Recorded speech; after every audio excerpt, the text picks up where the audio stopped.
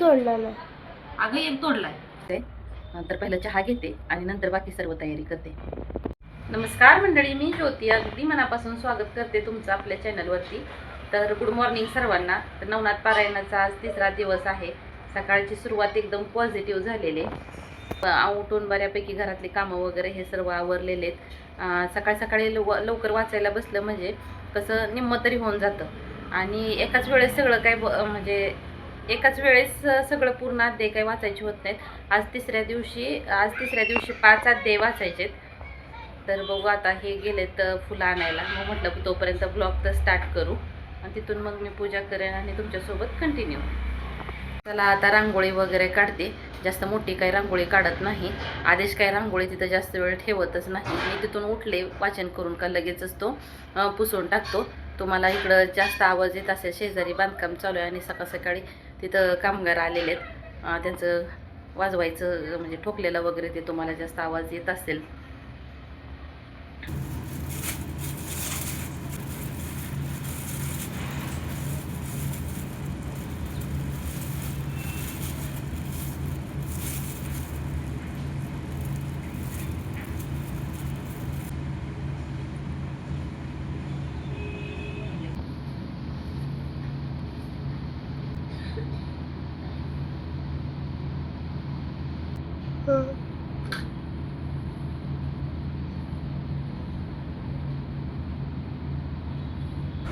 पूजा तर रांगोळीशिवाय अपूर्ण आणि रांगोळी ही हळदी कुंकवाशिवाय अपूर्ण. तर इथं हळदी कुंकू व्हायले तर एकदम ठळक छान उठावदार अशी रांगोळी दिसायला लागली.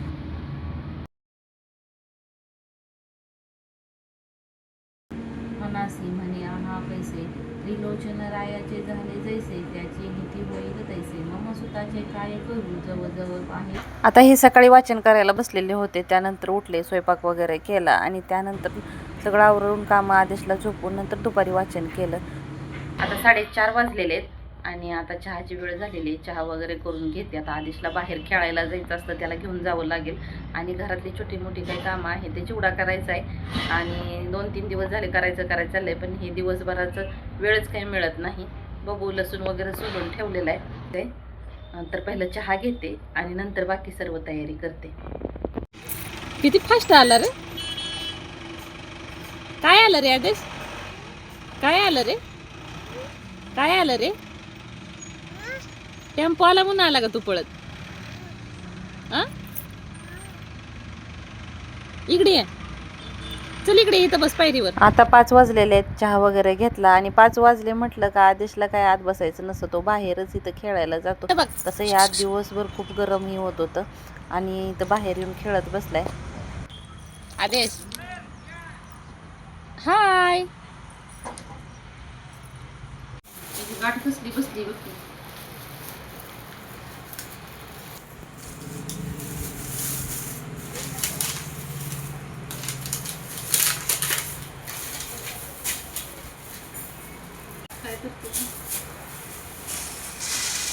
काय करते मम्मा? चुरमुरे निवडते. भट्टीत भाजलेलं असल्यामुळे त्यात काय तर असं ते हे निघतं लहायसारखं घाण काय तर लहायसारखं म्हणजे वेगळंच असतंय काय तर हो. हे असं ते खाताना वेगळंच लागतं.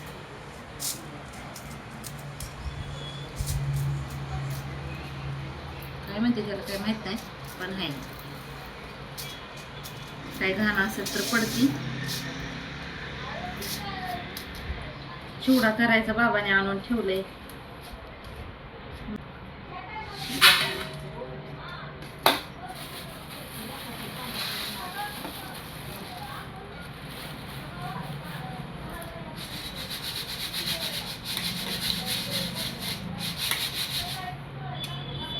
आजीने दिलेला गुरसाळ्याचा कढीपत्ता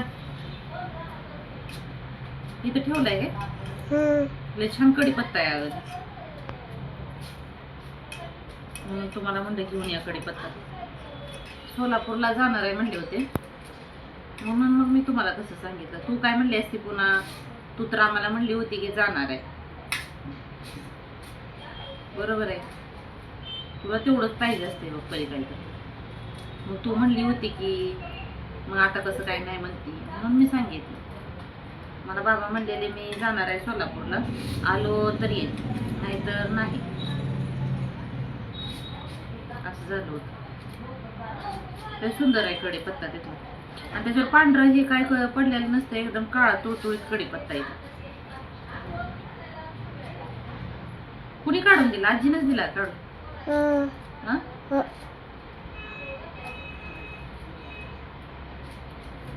आता सगळी झाडं छान आली ती ग तिथं पुढं. आंब्याची तर लय लागली. आंब्याची पण झाडाला आंबे भरपूर लागले असते. 3 आंब्याची झाड, 3. घराच्या जवळ तिथला एक तोडलाय तरी वाटतं, हौदाच्या पुढचा तोडलेला आहे तिथला. नाही, पाण्याचा हौदा आहे बाहेरचा होता तिथं, काय तर त्यात आळी पडत होती वाटतं, पिकलं. तीच तोडलाय का कोणता तोडलाय माहित नाही, पण एक कुठलाच तोडलाय. तोडला नाही. अगं एक तोडलाय, तिन्हीची येत होती. अजून एक होता तिथं चिटकून होता त्याला वाटतं, एक तोडलाय तिथं. आपण काकाच्या घराकडे जातो का, तिथला तोडलेला. तिथे एक कडेला आहे त्यांच्या घराच्या जवळ, त्यांच्या घराच्या जवळ एक आहे, आणि 3 होते. दादूच्या घराच्या पलीकडे एक आहे तिथं. हा, तिथे तिथे 1-2 आहेत बहुतेक, 2 आहेत तिथं. अलीकडच्या घराला चिटकून एक, आणि कंपाऊंडच्या पलीकडे एक, असं काहीतरी आहे तिथं.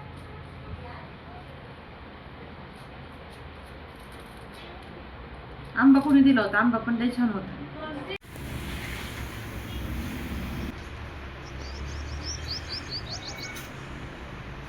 चहा वगैरे घेतला, लगेच चिवडा चिरमुरं निवडून घेतलं, आणि म्हणलं आता लगेच चिवडा करून घ्यावा.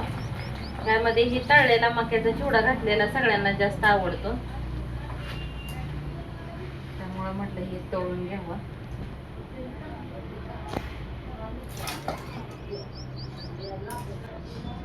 लगेचच इकडं वरण करण्यासाठी कुकर पण लावला, म्हटलं एका ह्याच्यात 2-2 कामं होऊन जातात. इथं डाळ शिजेपर्यंत इकडं चिवडा करून घेते. उन्हाळ्या दिवसामध्ये जास्त चपाती भाजी असं काही खायला नको वाटतं, आणि आता मुलांना सुट्ट्या पण लागलेत, त्यामुळे सारखं काय तर असं चटपटीत त्यांना लागते.